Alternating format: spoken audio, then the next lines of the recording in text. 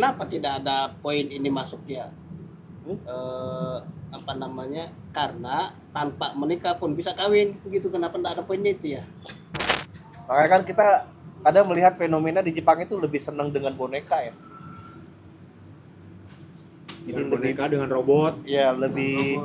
Sejak dia terjun mengetahui ternyata LGBT bermunculan, itu akhirnya membolehkan anaknya pacaran. Udah sekarang lu pacaran aja dah, daripada lu kena dikhawatirkan jadi gay atau jadi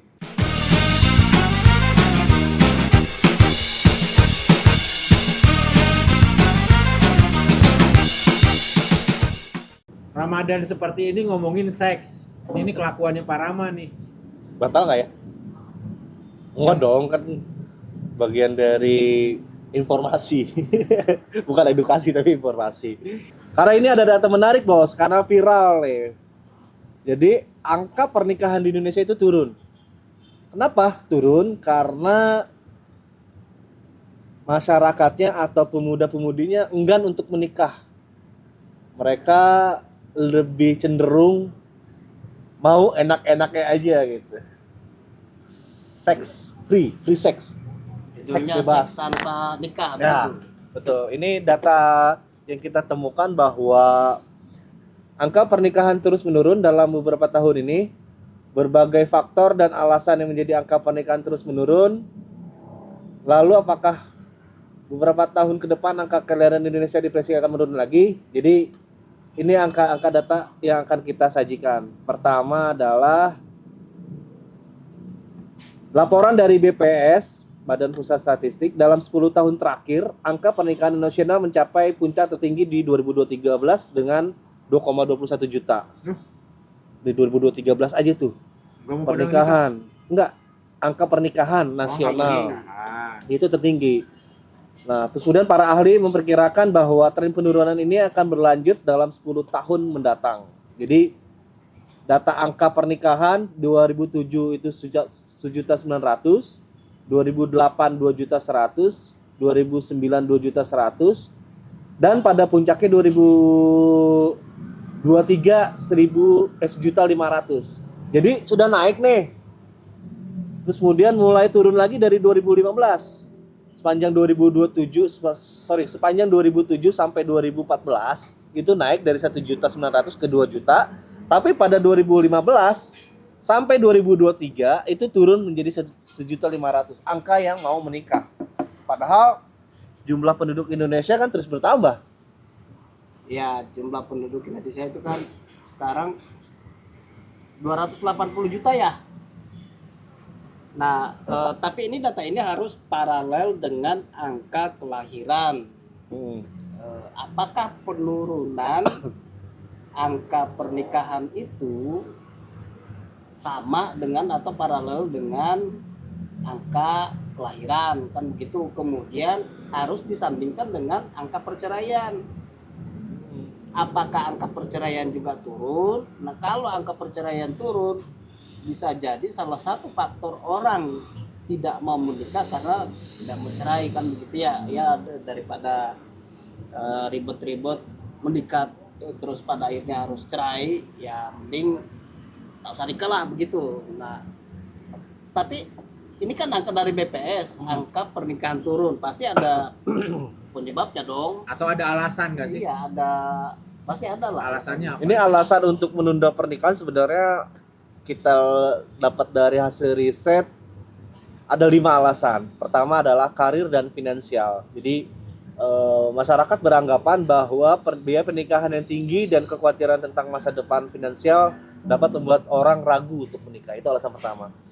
Yang kedua adalah sandwich generation. Seperti yang kita ketahui bahwa generasi yang baru ini atau generasi yang terakhir ini itu akan menopang biaya untuk di atasnya, orang tuanya sudah pasti ya, terus kemudian menopang untuk biaya yang di bawahnya.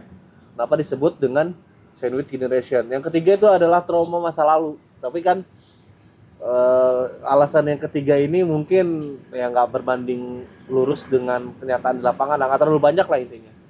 Yang keempat mungkin ketidakcocokan dengan pasangan. Yang kelima ingin mempersiapkan diri lebih baik. Nah, yang keempat kelima ini malah Tidak mau alasannya menikah atau tidak mau menunda pernikahan kali maksudnya ya? ini tidak mau menikah. Benar-benar tidak mau nikah. Iya.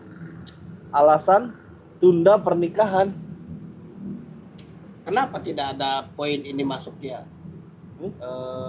Apa namanya? Karena tanpa menikah pun bisa kawin, gitu. Kenapa tidak ada poinnya itu ya?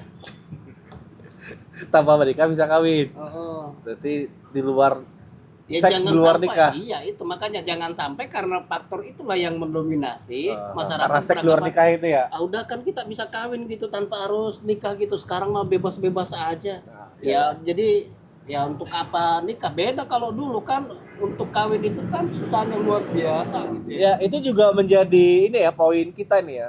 Sementara yang kita dapat itu angka seks pada umur 15 sampai 17 tahun itu meningkat. Jadi mungkin itu salah satu faktornya juga.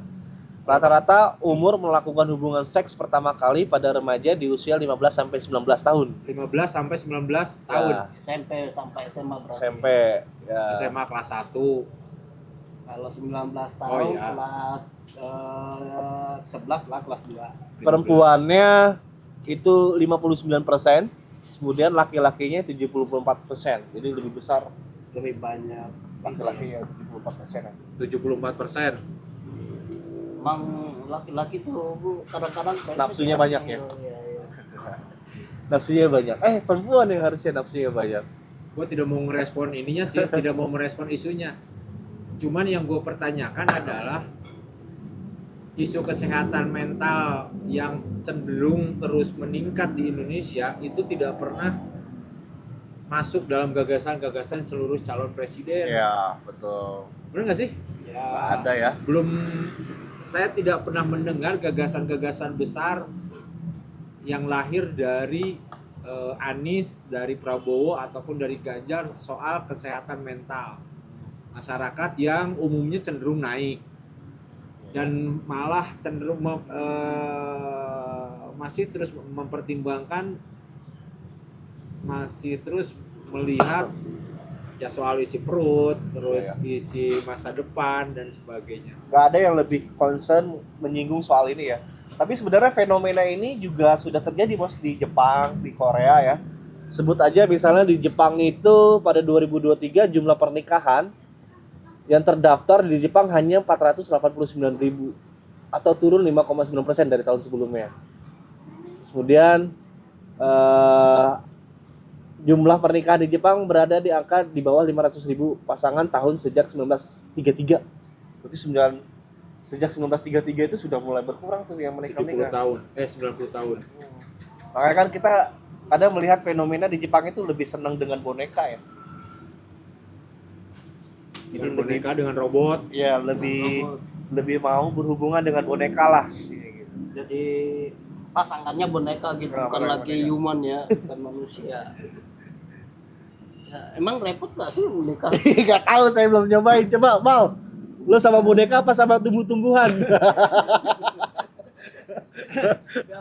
Enggak ya. Jangan-jangan lu mau kenal pot motor lagi, Pak. Ya bingung kan, kita mau mendiskusikan ini, pelakunya nggak ada yang Iya, diobrol benar kan. sih. Harusnya kan ideanya kita ngobrol-ngobrol ini, dia jadi pelakunya gitu kan, enak ya. Kita bingung sendiri.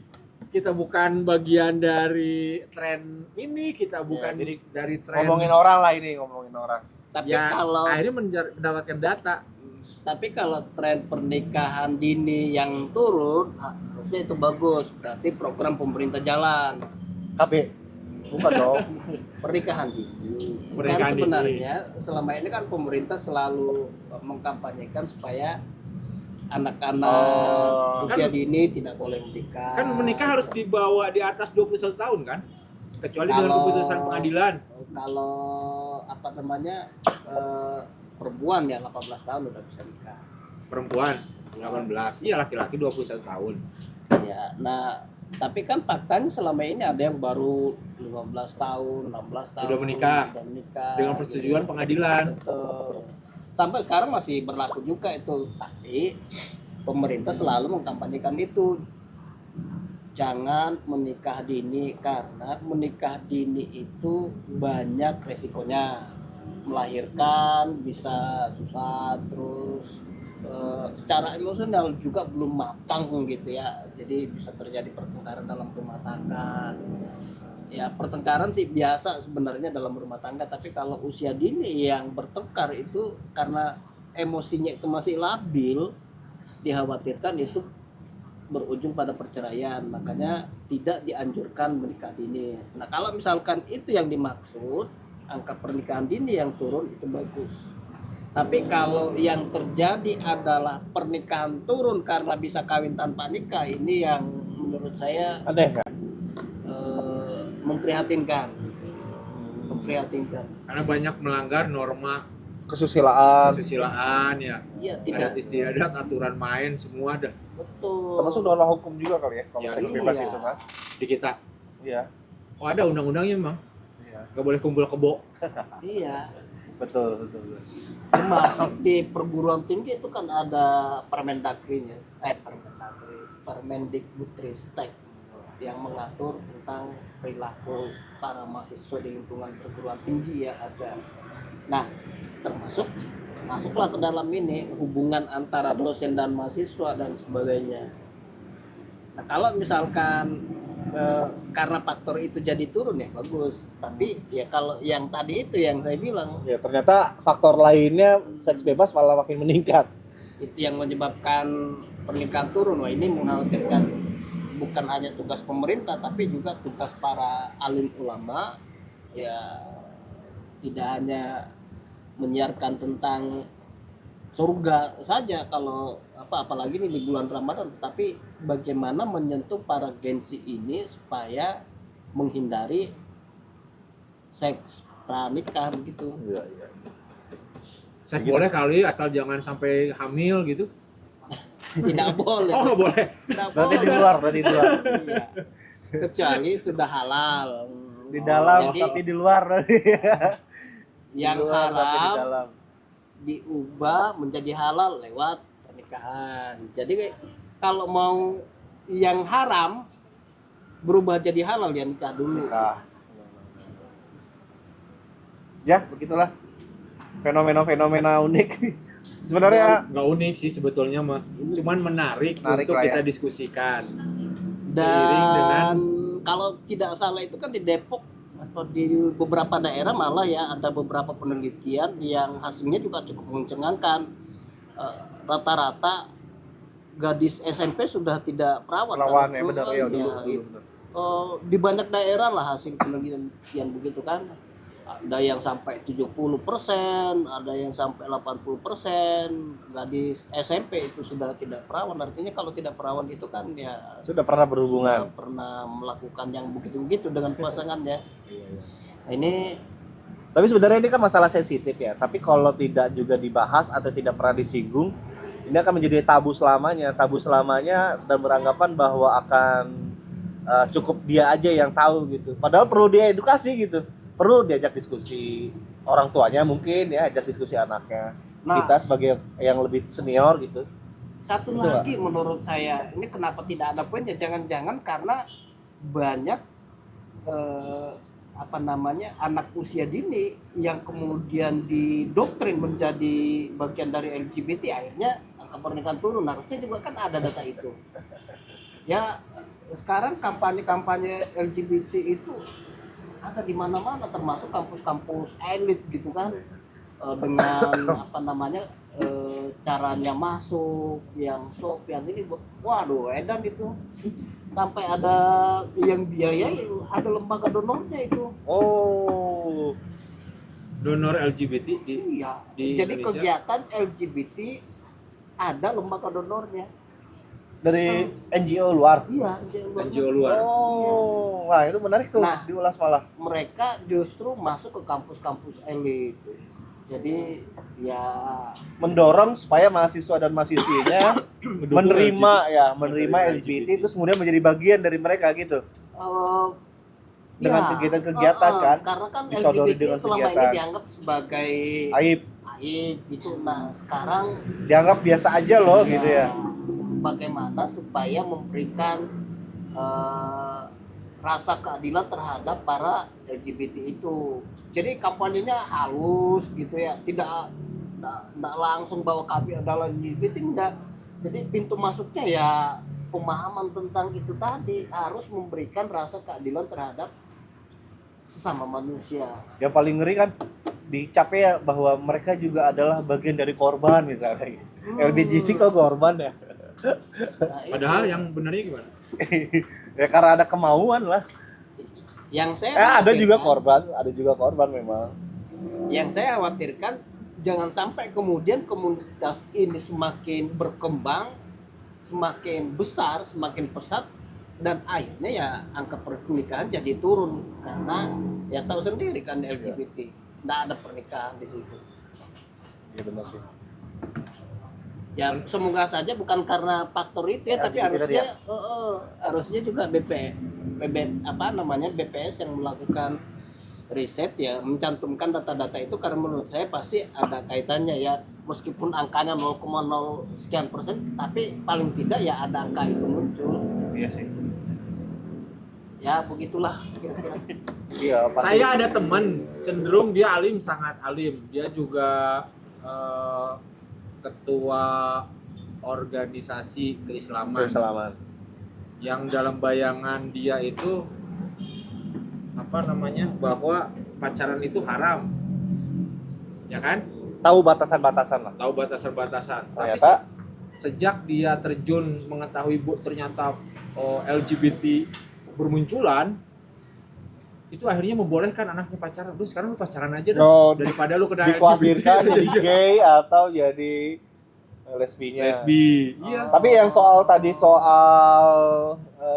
angka seks bebasnya naik gara-gara itu, alasan-alasan tadi gimana tuh? Sikap sebagai orang tua. Ini dari zaman dulu sebenarnya Sebetulnya yang namanya cerita seks itu Mas. sudah ada sejak zaman jahiliyah juga ya. zaman Nabi Adam. Jadi bukan hal yang tabu sebetulnya Bukan hal yang dibicarakan. baru. Terus kemudian yang namanya cuman persoalannya adalah mana seks itu yang benar, mana seks itu yang keliru atau yang salah.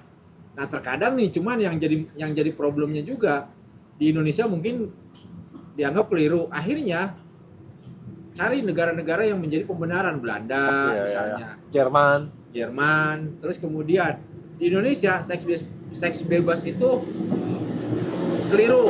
Akhirnya bisa wisata ke Bangkok, ya kan? Ke Pattaya atau ke Thailand gitu. Terus kemudian kebebasan soal ekspresi mengutarakan soal kisah-kisah percintaan dan sebagainya. Ya sekarang nggak bisa dibendung karena segala informasi, segala ini masuk semuanya. Memang akhirnya mah harus ditanamkan mindset sih kepada anak-anak muda sekarang. Penting dan tidak pentingnya, menarik dan tidak menariknya. Kan kadang begini ya, ini juga menarik ya. Kadang anak juga ditempatkan di lembaga pendidikan tertentu, misalnya pendidikan Islam tertentu atau lembaga pendidikan keagamaan tertentu, itu juga belum menjadi jaminan, belum bisa menjadi kepastian bahwa dia akan terhindar atau terbebas dari pergaulan bebas. Karena dari beberapa kasus yang muncul ya, contoh aja misalnya di Bogor ini banyak loh pengasuh-pengasuh lembaga pendidikan itu yang malah melakukan pelecehan, terus kemudian dan sebagainya gitu. Jadi dilarang juga. Yang tidak pernah terjadi mentor-mentor magang. Ya kan kalau lembaga-lembaga pendidikan seperti itu kan selalu jadi sorotan ya. Nah kalau misalnya pelakunya itu adalah pengangguran, kan biasa aja kali, tidak perlu heboh gitu. Jadi angkanya sebenarnya ya 0, sekian persen yang menimpa lembaga pendidikan itu oknum di lembaga pendidikan, tetapi karena lembaga pendidikan ini dijadi sorotan gitu kan, jadi ibaratnya menara gading gitu, gampang dilihat, gampang ini, dan akan heboh, akan viral kalau pelakunya adalah oknum di lembaga itu. Maka kenapa kemudian sering heboh, padahal lebih banyak gitu orang di luar sana yang tidak terkenal, yang pengangguran, melakukan hal-hal seperti itu, pencabulan dan sebagainya tidak disorot gitu, karena kalau disorot ya tidak ada nilai. Tapi balik lagi, ini kan fenomena bahwa angka pernikahan menurun, tapi angka seks bebas meningkat ya, umur 15 sampai 19 tahun. Ini kan kita udah jadi bapak-bapak nih. Walaupun misalnya saya anak yang paling besar aja baru 7 sampai 8 tahun. Artinya perlulah untuk dari sekarang memberikan pemahaman. Nah, Pak Fatur sama Pak Ridwan nih yang sudah lebih dewasa menghadapi ini, misalnya anak perempuannya kah, anak laki-lakinya kah, kira-kira apa yang harus dilakukan? Gue mau sering nanya, udah punya pacar belum? Tapi akan menjadi bumerang nggak ketika ditanya sudah punya pacar tapi sudah melakukan hal-hal yang di luar batas gitu? Akan jadi ini Harusnya juga tidak terjadi sih, karena Oh. saya kan jago mendidik anak. Kalau soal itunya Kalau Pak Ridwan gimana? belum, dia Ya, masih ini. sama sih, usia 8 tahun lebih. 10 tahun 11 tahun lah. Ya, tapi kan sudah beranjak Kalau yang remaja cewek, lah. berapa ya? 8 tahun kayaknya, 8 tahun lah. Sama seperti Pak Fatur. Tapi kalau saya kan memang di rumah ya seringnya canda-candaan sama ini, tapi meskipun sering canda-candaan tapi dia lebih jujur ke emaknya gitu. Ya, emaknya lah yang kan lebih, kalau persoalan kayak gitu kan biasanya lebih dekat dengan emak Ibunya kan. ya? Ya, jadi si anaknya ngomong, ini ada yang suka sama saya suka sama dia. Nah, kalau misalkan dia ini ya harus kita arahkan. Tapi yang terpenting adalah bagaimana membangun kejujuran terhadap anak. Gitu dia. Jadi anak harus jujur, apapun yang dia lakukan di sekolah, apapun yang dia alami di sekolah harus cerita ke emaknya.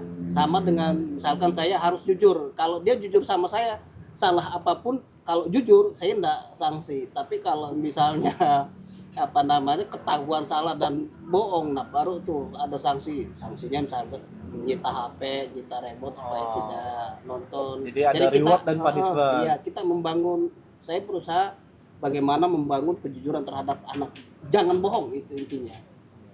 Nah, mudah-mudahan dengan tidak bohong, dia selalu jujur, maka dia akan menyampaikan kejujuran itu minimal kepada orang tuanya dulu, supaya kita tahu kondisinya mereka nih. Iya, iya. Ya paling begitu sih cara sederhananya. Oke. Semoga saja kekhawatiran kita. Sebagai orang tua. Uh-uh. Mama. Dia lagi mau dengerin ceramahin. Oh. Cukup ya?